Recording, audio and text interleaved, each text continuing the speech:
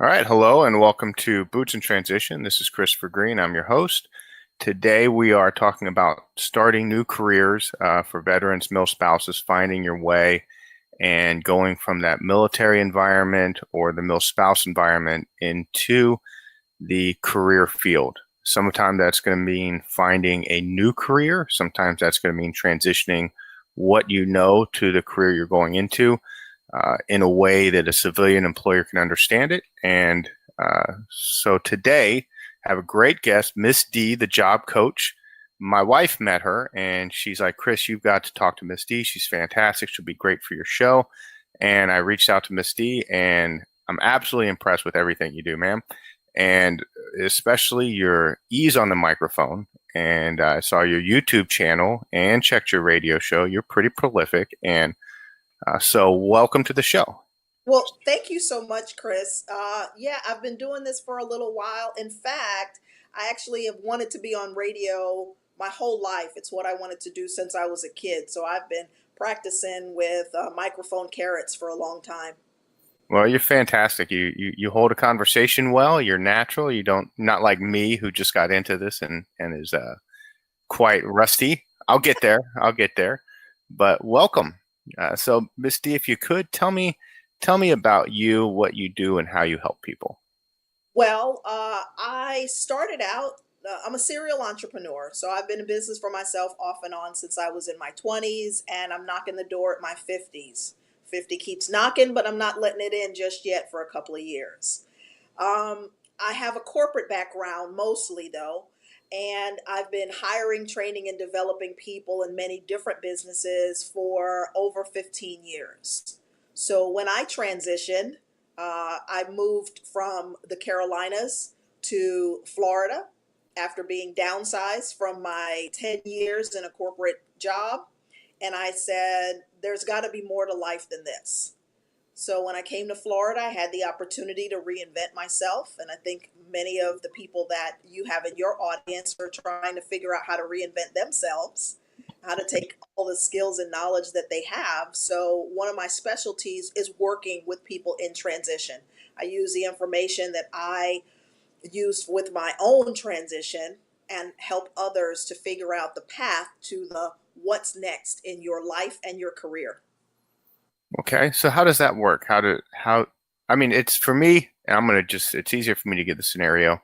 I did 20 years in the military. I was military intelligence, and when I hit the 20-year mark, I decided I didn't want to do military intelligence anymore. I've got a master's degree, but nothing that I really feel is marketable because it was always everything was geared to that, but I didn't want to go to base anymore. So I had to find a whole new path. Who is and the phrase I like to use, I didn't want to be that guy who spends the next 20 years reliving the last 20 years. So it's a whole new start. So if someone comes to you and they say, Miss D, I'm getting out of the military. I don't know what I want to do. How do I get started? How would you do that? Well, one of the first things that I say is before you went to the military, who did you want to be? Because it truly is a progression of who you are. You were in the military and that was your identity for however many years you were there. But that's not the whole person of who you are. And I think that part of it is very challenging for many people, not just for military folks. Because when I came out of corporate America, I had been the trainer at Sprint for 10 years. So I had to ask myself, who the heck am I? So we've got to start with you having a little bit of inventory of who you are, not just your military service, but who are you as a person so that you can start to formulate where your passions are. And the reason why I use the word passion is because that's what's going to give you the energy to make it through the transition. If you don't have a passion for something, if you're just going to do it to say, I'm going to get another job, you're you're going to give up because it's going to be difficult. The transition is going to be physically, mentally, emotionally difficult. You came from a world where things were very regimented. You knew what to expect. You knew what to expect from the people next to you, from the people above you, below you. The only thing that you didn't have control over was sometimes the environments that you went to, but you had a system of managing your behavior even in those environments. And when you come out of the military to what I affectionately call civilian chaos, that thing is hard. It is. I mean, I think the freedom is what's the most intimidating is, cheat sheet, we talked about this shortly on the phone before we set this interview up was we fantasize. We had this idea that, oh, I'm going to get out of the military and everyone's going to love me and hire me because I'm a veteran, because that's what they told me when the recruiter hired me. And I'm going to have all these great skills that are going to translate. And then you start looking at resumes or jobs that you think you might like, and you have none of the requirements. You have this great, vast military experience, but half the time I didn't even know what the requirements meant, and I've been working that field for a long time. So it's then you think, okay, the world's my oyster, but which direction I want to go? I'm going to be happy and have an income, and those are two very different things. Um, so how do you start narrowing down that field? I mean, Well, there's a lot of different activities that I can take a person through. I do a one-on-one interview. The interview takes about an hour to an hour and a half, and I take a candidate through a series of questions about who they were to extrapolate exactly what do they know about what they did. Because sometimes your MOS and what you actually did different. very true, very true. You can have I knew people in my field, in MI, who hadn't worked in MI and been in leadership positions, first sergeant, sergeant major, or they're the chemical officer or something like that, or some other position that's not actually their field. Then they get out. And it's like you're already a dinosaur, especially with a technical field. You fall out fast. So yeah, it's And finding government, the passion. what the government jobs are, tend to be a bit behind what the mainstream uh, civilian world is like. So even though we consider, like we think about defense spending and we think about, oh, military is, state of the art, blah, blah, blah, blah, it's still the government. And as a governmental entity, although there is a lot of extravagant equipment that's available, is it exactly what's available in the civilian world? And the answer to that is no. So understanding that there is going to be a disconnect and figuring out how to take those skills, not what you think it was or what it was called in the military, but understanding the tasks themselves. What did you actually do? What did that machine do? What were the responsibilities? And breaking it down to the bare bones and extrapolating the actual doing that you experienced, and then being able to draw the line to the organizations that first of all respect your military background. I love what you said when you said the recruiters told us that everybody was going to love us because we were in the military. That's not the daggone truth. The No, truth is that we have so many civilians who have never been military. So many companies have managers that have never been in the military. So they don't even know how to have a conversation with somebody who has military background. They they say thank you for your service, but they really have no idea who you are, what you've done, what your rank means, what you were responsible for because of the rank that you had. And you use jargon. I mean, even as you and I are talking, and I know you make a conscious effort to try not to use jargon, but the conversation just flows for you. That's the language you speak. When civilians don't speak your language, it's very difficult. hello. Can you hear me? Yeah, okay. I thought I dropped you for a minute. Finding those intersection points, finding those commonalities, trying to help someone who has this military background learn the words that they need to use or the words they need to look for as they look to civilian companies. And I also encourage them to look for companies that have contracts with the military so that there are people in the environment that speak a similar language. Right. And I've heard that, I've been told, at least when I was getting out, that there are some companies like Amazon is one that comes to mind that hires a lot of military. And some of the guys who leave, at least corporate world, the corporate Amazon, they leave and they feel they fit in because there's other people who speak their language. Even though it's a different field, they have that common jargon. But also, I don't think we as veterans, as we get out, really make the conscious effort to change our language. I'm a linguist to the military, and it is a different language. Uh, so, and it takes time. It takes time to get out of your system.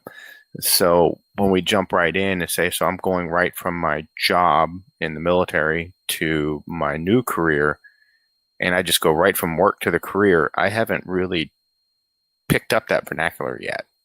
What are some ways people can start, really changing the way they speak? Because we're going to get to your pillars and interview process. You've got to speak the language, right? Yeah, well, one of the things that I tell people with military background is please make an opportunity to make non-military friends. You stay in your same family. So, in your same family, meaning your military network, whether you guys were stationed together or, you just have your intimate circle of friends and they're all military. If all you do is spend your time with other military people, you don't get to practice using non military terms. So, you've got to immerse yourself in the civilian environment and it can't be your family. I know people say, "Oh, well, my family, blah blah blah." Well, your family accommodates you because they love you. They ignore the things that you do or say that maybe they don't understand. So, A lot of times they actually know the language too, especially talking about your mill spouse. I listen to mill spouses talk and they sound like they're in a unit because they picked it up. yeah, yeah, and if you, especially if you mostly lived on base, your first opportunity to live off base, sometimes you're still living in a military community, so it's still that closed environment. So you've got to Right. make a conscious effort to get out of that closed environment. And so I ask, where are you networking? What Who else do you spend time with other than other military people? And a lot of times I get this look. Uh, hmm. Uh, I don't. Okay, so that's challenge number one. How are you going to practice? Who are you going to network with so that you can get the practice in, so that you can sort of decompress? One of the biggest challenges that I have, and this is not to give anybody a black eye at all, the military, in my opinion, and from my experience, the exit process is not at all supportive in the sense that when you went in, you went through boot camp. Well, you probably need some sort of exit boot camp so that you can take away all those layers of what was built up as you went through your military service, and there's just not a process for that. Yeah, the one day of taps probably isn't going, or even the week of taps isn't going to get you there. I've Um, seen the curriculum, and I actually have done some work with at the VA with some of the job developers over there, and they say, "Wow, wow, wow," as I'm talking to them because it really has more to do with understanding behaviors. I have a certification in behavioral coaching, and it's the behaviors really, not the knowledge, not the service. It's really the behaviors that a person has to be conscientious of so that they can behave in a way that doesn't create barriers for them. I understand that. I've seen it myself. Also, my expectations of others can be a little bit high. Uh, when I first got into it, I started doing real estate, and it was night and day. But in my real estate, oh yeah, I'm a property manager. I like to tell people I'm like the Deuce Bigelow of real estate world. My wife's the wheeler and dealer, military home base. Uh, but she's the wheeler and dealer. I'm the Deuce Bigelow. But we um, we started networking. I went to a networking group. One I won't say the name, but you pay to be a member of, and I found not my expectations of others coming to a networking meeting were different than I expected because my mind networking was a staff meeting. And I did liaisons, I did foreign liaisons, but they're still with government officials of other countries. Um, so I was just culture shocked the whole time I was there. And I don't think it was, I'm told I have a glass forehead. You can see everything, I think. And probably was given stink faces and putting people off myself. And in the military environment, that really wasn't a problem. But in the civilian world, especially when you're trying to make contacts with people who don't have that same, something we discount. We talk about our Army values or our core principles, and they're not universal. Right. And I realized later it was wrong of me to expect everyone to have those same ethical and moral standards because you're always going to be let down. At least that was my experience. I agree with you because I come from a corporate background. So I want an agenda. I want, Mhm. you know, I want the what's the purpose of this meeting? How long are we going to be here? You said 10 o'clock. It's 10:05. What time are you starting? Why are the people not sitting down? Why are they not turning their phones off? Why don't they know that they need to do these things? And people ask me oftentimes if I have a military background, and I say nope. My dad was a crazy person because seriously, Crazy gets you far. my dad was not in the military, but I grew up in a household that had very rigid expectations. You're going to get up, you're going to make up your bed, you're going to get to school on time, you're going to get good grades, and you're gonna. I mean, that's the life I grew up in. And I'm 48 years old now, and I'm really not deviated very far from that. I think you're supposed to get up. You're supposed to do something. You're supposed to be a productive citizen. You, People shouldn't have to ask you to put your cart back at Publix. Why is it in the middle of the parking lot? Why do you think and so these are I call it the crazy person stuff that's going through my head every day. Really, though, it sounds like you're talking about discipline and drive. I mean, and yeah, I'll be the first to say discipline is lacking everywhere. I had a disciplinarian family, um, and I'm not saying that's that it's the right parenting style, but I certainly understood discipline. What you're saying right now is what I would have told soldiers. Where's your discipline? Put it back where you got it. Leave it how you found it. This is your time frame. This is the time you're going to be here. This time we're going to leave. Anytime you break that, you're disrespecting my time and what I've got going on because you're just assuming that I haven't opened the schedule. So what you're talking about is discipline. And yeah, you're right. Discipline is lacking all over the place. I would say I get mad at myself the 2 years I've been out at my self-discipline because I don't get up and run in the morning. I run in the afternoon, or I do my exercise in the afternoon. Sometimes I'll bang on myself, say, "Oh, I'm so undisciplined," but in reality, at least I'm still out there running. You swing out. So yeah, I think that carries over, and I think that though is a great thing to carry over from your military to your civilian career. Like when you're going to throw stuff out, you don't want to throw that out. I was listening to one of your interviews. And you were talking about just how to speak at an interview and how you sit up. You said, ladies, you leave space behind you. Don't sit back in the chair for your purse. Man said, what you're really saying was sit at the position of attention. Is what we were taught in the military in your class A's. You go to a board, hands on your palms, alert, staring, direct position of attention. So I was like, as you were saying, like, oh, all I had to say is sit at a position of attention. Every military person knows what that is. Correct. So let's run through your pillars. What are your 4 pillars? So it's four very simple things. And the reason why I came up with four is because most people can remember at least three. And if you can remember three of them, you'll be all right. Number one, the number one way to get a job in America, and I think probably anywhere, is to network. There's somebody that that knows somebody that can help you gain employment. So you've got to use who you know to help you generate the leads. I know everybody says, "Oh, go on Indeed." That's the least effective way. Statistically speaking, all career strategists will tell you going cold calling on the internet is the least effective.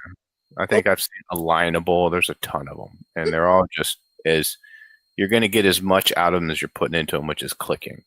yeah, So how do you effectively network? And there's so many money grabs. I think of them now as scams for these networking groups. How, if I want to be a professional and I'm going into the world, I've never worked in the civilian world, or I was a mil spouse, and I've moved everywhere. So where I want to settle, I don't know people. What are some great ways to start networking in a meaningful and genuine way? Well, I say don't pay for anything. If they make you pay, don't go. And the reason Boom. I say that is because you don't know what you're investing in. Mhm. You don't even know if you like those people. You don't even know if you want to keep coming back there. Go places where you can go for free and go multiple times before you make any level of commitment. So go to Chamber of Commerce events, the ones that you can get in for free. Ribbon cuttings you can go to and you don't have to pay anything. And you're milling about with people. It's a social kind of setting. Mhm. Still talking to professionals. These are business people. Find professional organizations.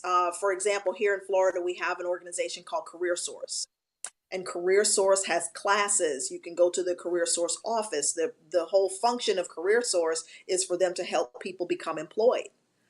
You can network by talking to different people who are doing the same thing you're doing. They're looking for work. They've got leads that they've generated that might not be good for them, but they might have some for you. Uh, but before you go out networking, there's a couple of things you want to know. You want to Mhm. know who you are professionally and be able to articulate that in a fast way. They call it the elevator speech. Right. Right. They call it the elevator speeches because if you only had 30 seconds in an elevator, what would you tell somebody that would give impact? So you need to know your name and the profession that you're looking for work in, and then an easy way for them to get in contact with you. I tell people go to Vistaprint and make a real simple business card with your name, your email address, your phone number, and maybe 2 or 3 points about you so that you can hand it to people while you get their card. Even exchange is no robbery. If I give you, Right. you give me something. And so that networking, go to free events, go a few times, but have your elevator ready. Okay. So network. What are the other pillars? I know I jump in. Next one is applications.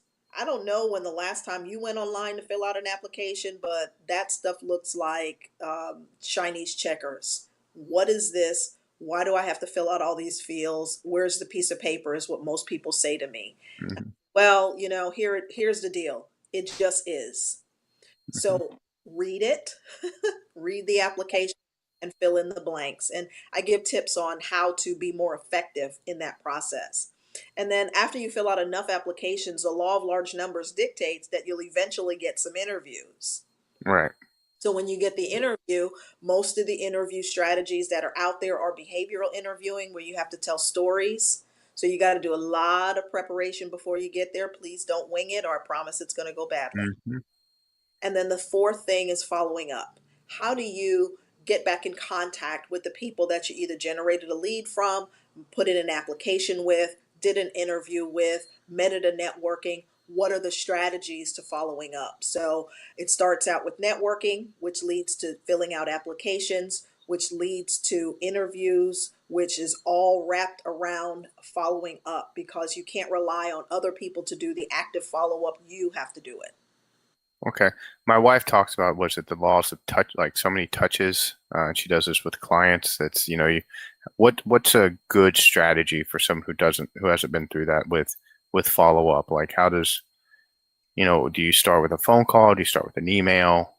How long do you wait? Like what's if I'm is it general? It depends. It depends on how you met them. It depends on where you met them, what you agreed to in the conversation. Here's some of the generalizations that I offer. You want to follow up quickly. Get your information to them. Like I met your wife at an event, and so we had a little different exchange in that we were texting back and forth immediately. But one of the things that I do is I immediately go look for the person on LinkedIn. So I start connecting to them via social media, sending them a friend request. Hey, we met at this event. Would like to stay in touch with you. I also have an email strategy where I send just a friendly, hey, let's keep in touch with each other. Why? Because people lose business cards, they forget it. If you don't do it immediately, I'm a right now kind of chick. If you don't do it immediately, you might lose track of it. So I want us to quickly be attached to each other electronically. So I do it either via email or text message or some sort of social media contact, reminding the person where we met and that I want to keep in touch with them and that they're welcome to keep in touch with me. I'm glad you brought the social media up because that was something that was another talking to I had. My wife likes to call them coaching points. Basically, it's her telling me what I'm doing wrong in a nice way. But social media. Let's talk about the social media piece for just a second because you're creating an identity, right? And like I know we started using this when people come to the unit. We'd see their name on the gains roster, and I'd go to their social media to see what kind of person I was going to get. So if your social media is full of you making off-color jokes, political commentary, um, you know, how much you partied the night before, and I'm going to look at that. I'm going to judge you by that. Yeah. Like you could come to the interview and be straight squared away, but are you going to be a toxic person in my work environment? So I had to go back because I was, especially when you're deployed, you get your deployed humor, and I'm mostly Army buddies, so they know I'm joking.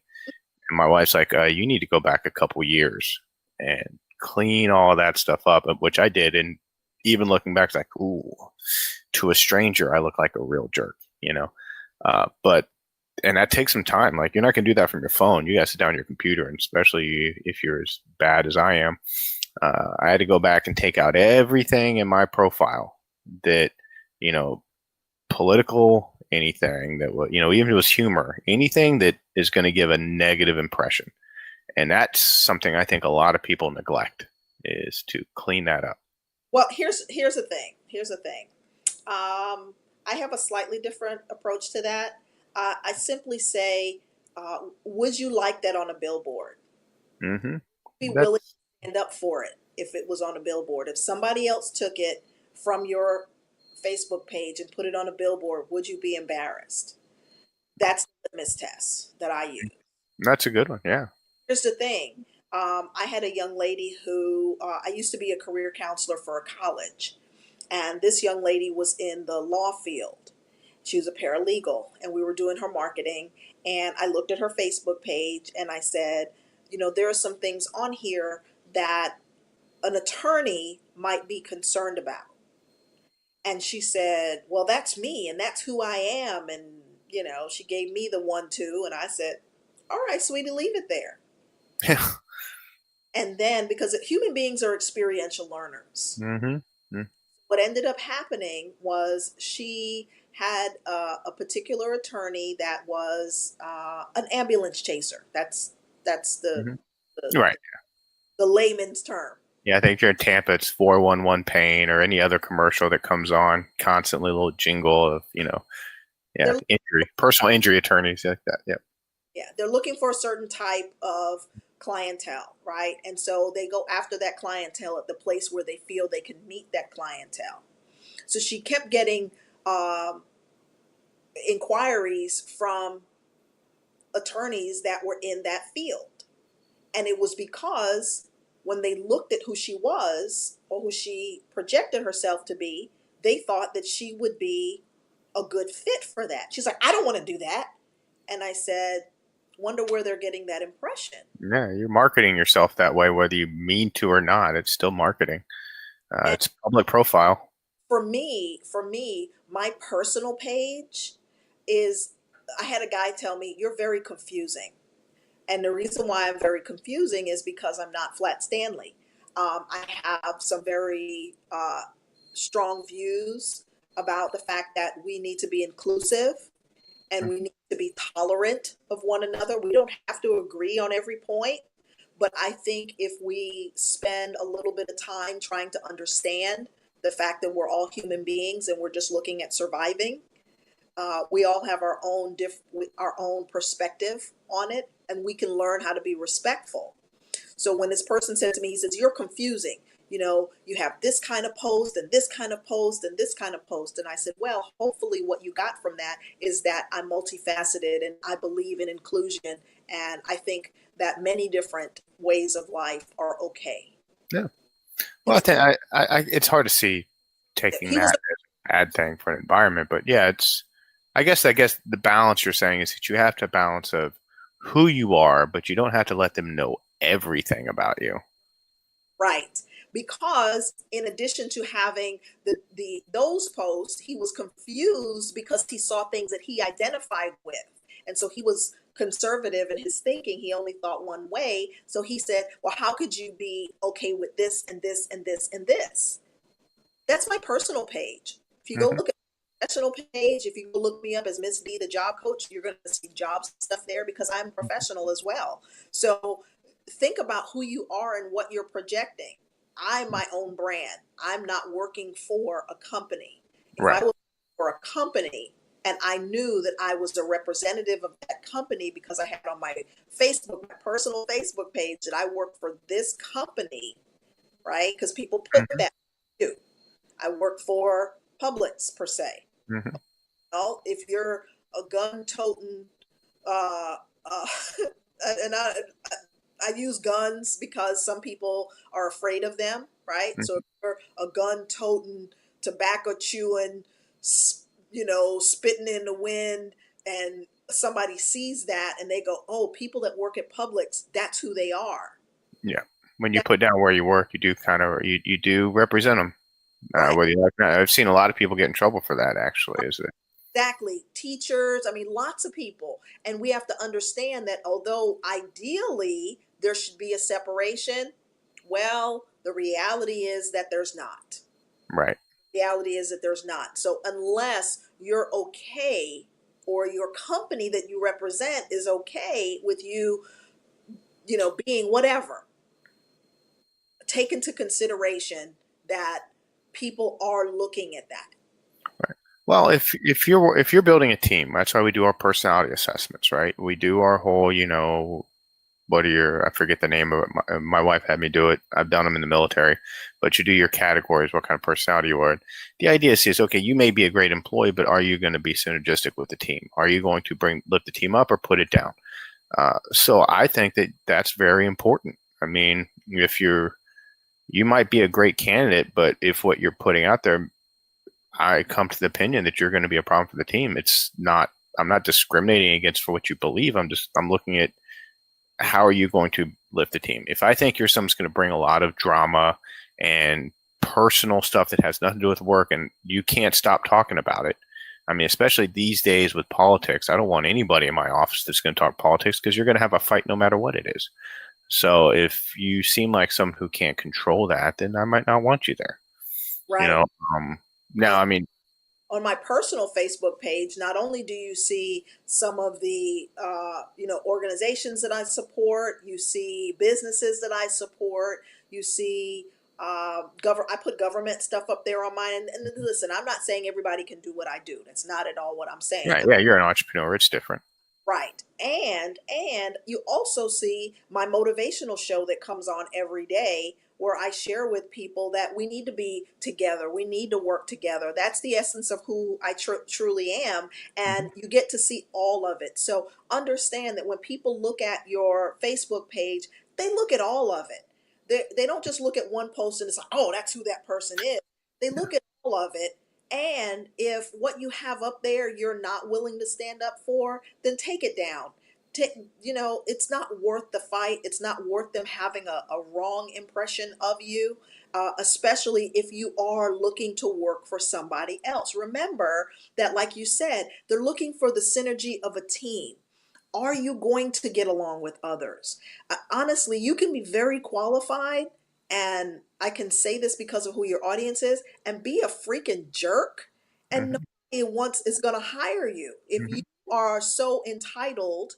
If you're and I'm going to be very frank, if you were in a ranking position in the military, and the first thing that you tell everybody is that they have no idea what you're talking about, and all you talk about is who you were during that part of your life, and you seek to get a level of respect with people who don't even understand that, it's just not going to work. If people project that in an interview, that without sounding verbose, you want to let people know who you are, what you've achieved, the journey you've traveled, But please remember, you've got to have a balance of helping people to understand that, yes, you were in that position, you earned it, and that commands respect. However, if you're going to work for somebody, Right. show them how that is going to fare well in their environment and work well with other people, and how your leadership is what really comes through, not your that you're not projecting it in a way that says, this is who I am and I'm going to command something because Right. Yeah. And we definitely, I'll say a lot of veterans have that problem. I always, I joke with my fellow veterans, and I've heard it with pilot, I've heard it with vegan, I've heard it with, how do you know when there's a pilot at your party? He'll tell you, and I've heard it with special forces all the time. And, yeah, it's cliche, but it's true. And the habit that we have to get out of is don't tell me who you are, tell me what you can do. Right. And I think that it's easy to fall into that because in the military, you wear all your badges and all your cool guy stuff and your flair, so you don't have to sell it; they see it. In the military, when we get out, we just, we want that respect that's supposed to come with it, but we don't. Like you said, you've got to sit back and think it's not about me; it's about the organization. sometimes I talk with someone and I say, do you remember what your recruiter told you to get you to sign the papers? I'm going to give you a lot of money, And pay off your college loans. I think that's what they told me.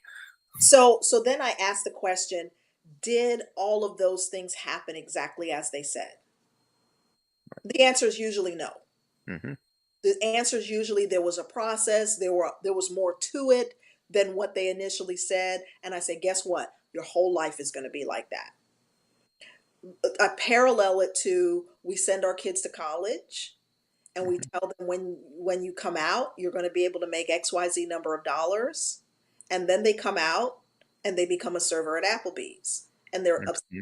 because they followed the steps, they did the things, they put all the ingredients in that they thought they were supposed to, but it doesn't come to fruition right away. So it's a process. And most people, no matter what their background is, they've got at least one story where they followed all the directions on the box and then it just didn't look like the box. Right. So this is no different. This is no different. And getting really alongside of the person and working with them on, you said it before, expectations, and then how you respond after the expectations. Disappointment, what are you going to do with that disappointment? What are you going to do with the fact that you're no longer that person that you were in the military?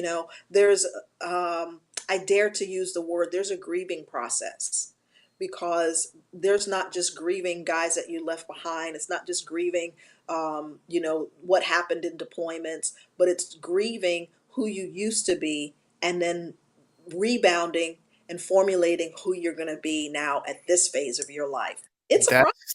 That's the part I think that most people that I talk to fall down at is, and I've got a couple specific friends in mind, but so I do a sport, in a combat jujitsu type of situation where I'm Okay. always meeting young people, veterans, people coming out, and they're trying to recapture that feeling. And what I think a lot of them look for is belonging. You just gave me one more reason to be afraid of you. No, I'm not. I didn't say I was good at it. So All, and I don't want no trouble. no, no, not from me. But they want this sense of belonging, this sense of community, and they find it in sports, whatever that sport may be. I've got some friends who are really into rugby, and man, are they over the moon with rugby. I don't even understand the sport, but I know they're into it. And that feeling of being in a team. And when I see them get in that team, some of that other stuff comes off. Like now, because now they're starting to get a new identity. Right. So they're not trying to relive that past life, and they quit telling me about what they did, and they start talking. But you've got to go out and you've got to find that, and you're not going to find it at home. So, Join something else. I tell yeah, people, join something else and go join it with a group that maybe is not military. Go play, what are you good at? Go play basketball. Do you love music? Because I actually have a friend that is former Air Force, and he played the trumpet. And when he got out, now he went in playing the trumpet and played the trumpet while he was in the journey he had traveled in the military. He had Mhm. something else. And so he started playing flag football.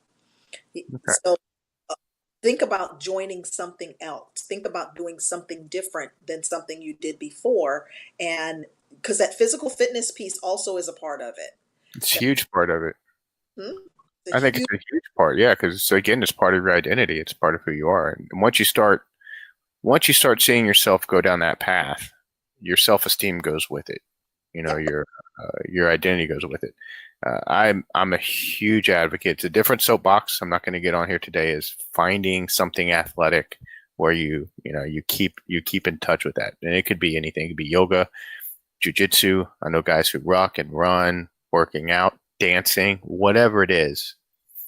Get off your feet, get on your feet, and go do it. And that's a soapbox, but that's also part of that whole package, though.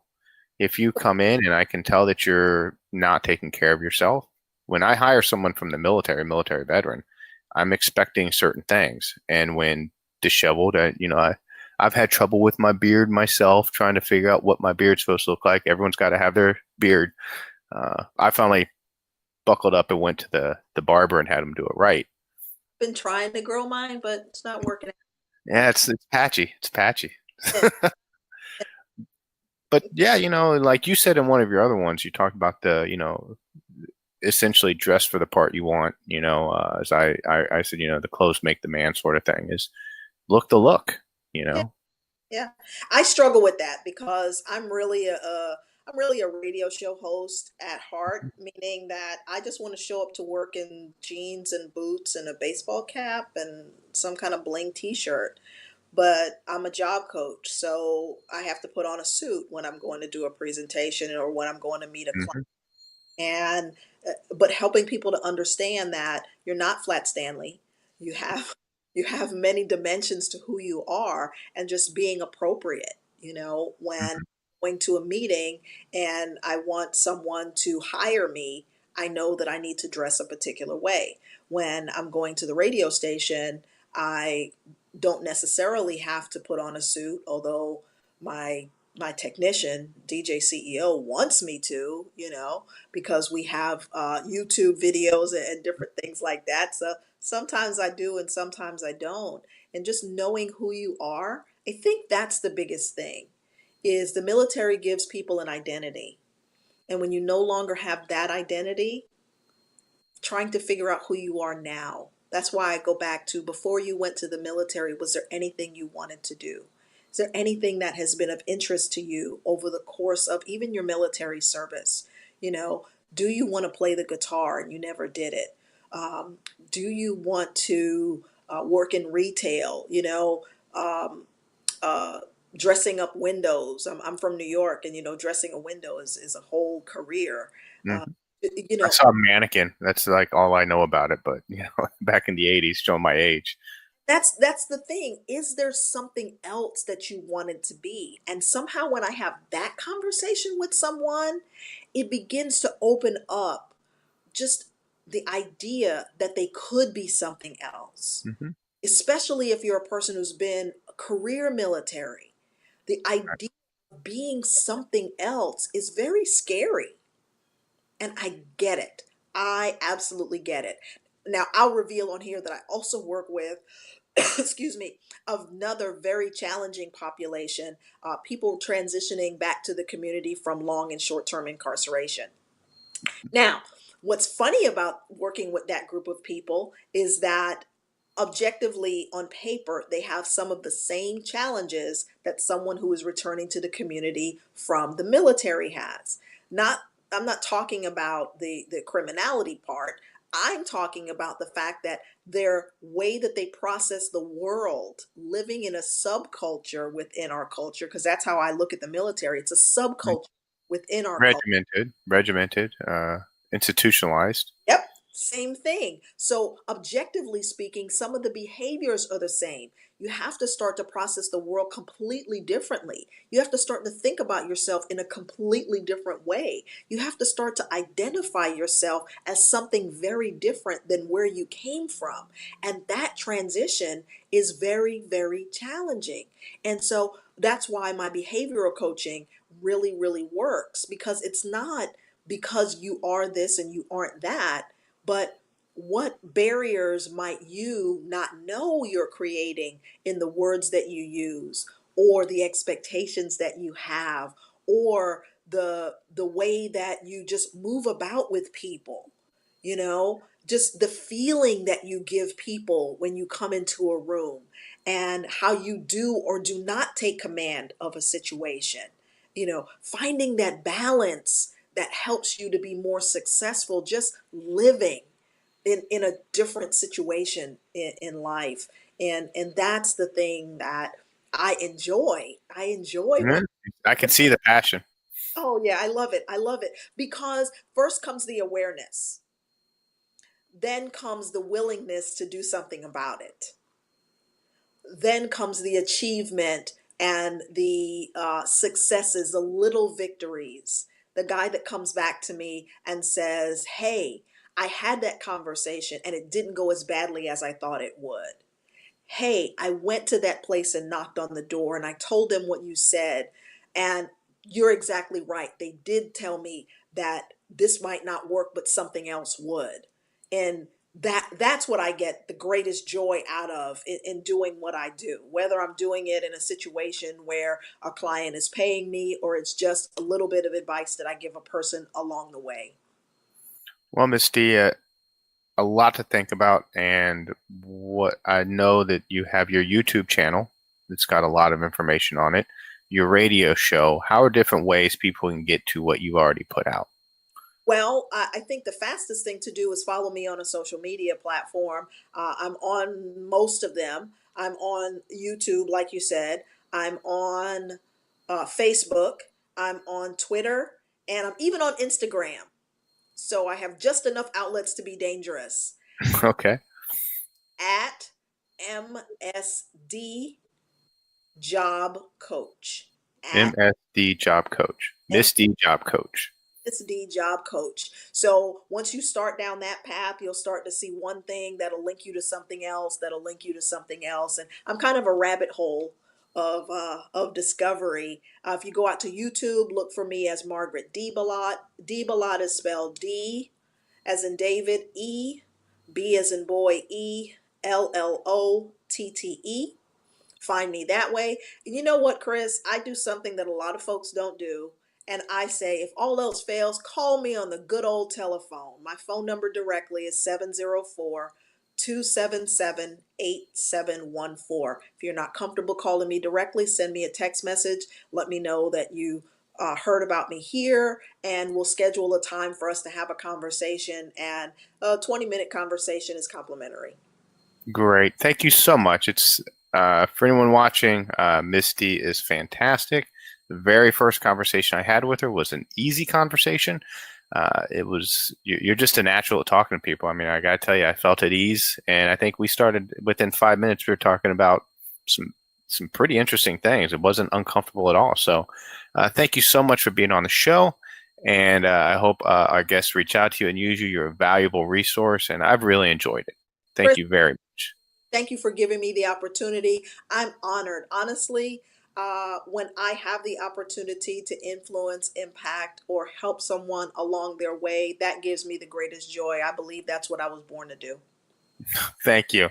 All right. Thanks, everyone, and have a good day.